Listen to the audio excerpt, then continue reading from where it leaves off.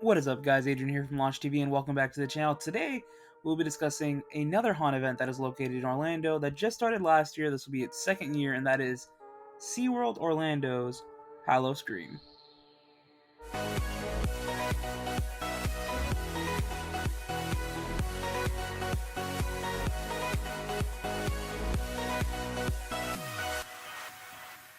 So, as we know, Howl-O-Scream is happening this year, and how do we know it? Thanks to our good friend Twitter. The SeaWorld Orlando Twitter has posted, well, it wasn't SeaWorld Orlando, it was the Howl-O-Scream Twitter, posted up a video right at the end of Howl-O-Scream last year, and it was pretty awesome, pretty epic. I enjoyed watching it. It kind of gave me some ideas on what we could be pushing towards this year, which kind of led to my little speculation about this year's event. So, let's dive right into that. Okay, so if you guys didn't know, there are 5 Siren Sisters, and wait, if you could see that one right there, her? Yeah, that's Scratch. She's a feisty one. Of the 5 sisters, she is the youngest and most chaotic. She is also reckless and enjoys watching blood flow from her victims. Just drives her into a frenzy. She's more menacing, sadistic, lustful, and playful than her sisters. And now you're probably sitting back and wondering, why are you telling us about this one sister? Well, if it would have been just the commercial that she was in that they put on Twitter, I would have just been like, alright, whatever. However, she was the sole purpose behind a tweet that was put up. Of course, it was a joke towards Universal. However, this could also be them showing us who the icon is going to be for this year's event. Now, I'm not going to say this for sure is the icon, but I feel like why not give the love to the 5 individual sisters one year at a time? They showed us all of them at once when they were first introduced.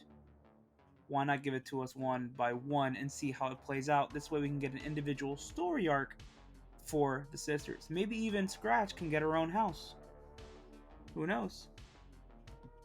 Now, while on the topic of haunted houses and SeaWorld, why not talk about the 4 houses we had last year, which were Water's Edge Inn, Beneath the Ice, Captain's Revenge, and Dead Vines.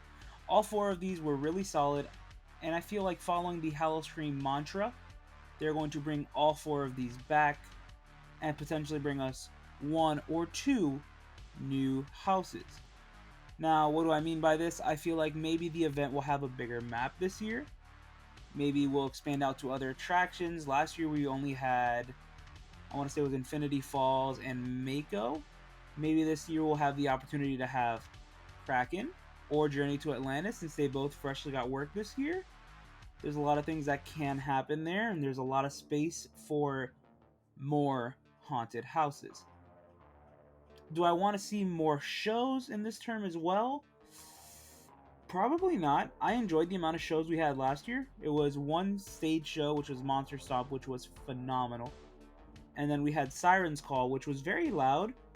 I have to say, maybe if they spread that out a little bit better and gave us just a show dedicated to, like I said, if we're following the whole thing with Scratch, a show dedicated to Scratch. Now that most of the speculation is done, I can give you guys some concrete things that we know for sure.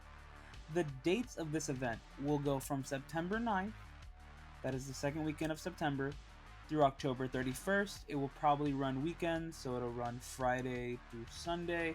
Look out, because they might do Thursday nights and Wednesday nights, but those aren't concrete. We don't have exact dates, we just know the dates that it's running through. Along with that, we can kind of more or less take a guess onto when they're going to make their first announcement. Last year they announced the event on June 4th, 2021. So I can potentially see our first rumblings coming pretty soon, due to the fact that the park down the street, the big guy, Halloween Horror Nights, made their announcement already, but it was just their dates. I feel like around the time that Universal announces their first haunted house, it's going to be about the first time that SeaWorld announces their haunted house. It's kind of going to go hand in hand with them. It's not so much giving direct competition to each other, but it's giving the whole, oh, come check out our haunt, because trust me, you guys are really going to want to go to SeaWorld. I really had some negative thoughts in my head before I went to Howl-O-Scream. I never attended a Howl-O-Scream event. This was actually my very first Howl-O-Scream event, and I truly loved it.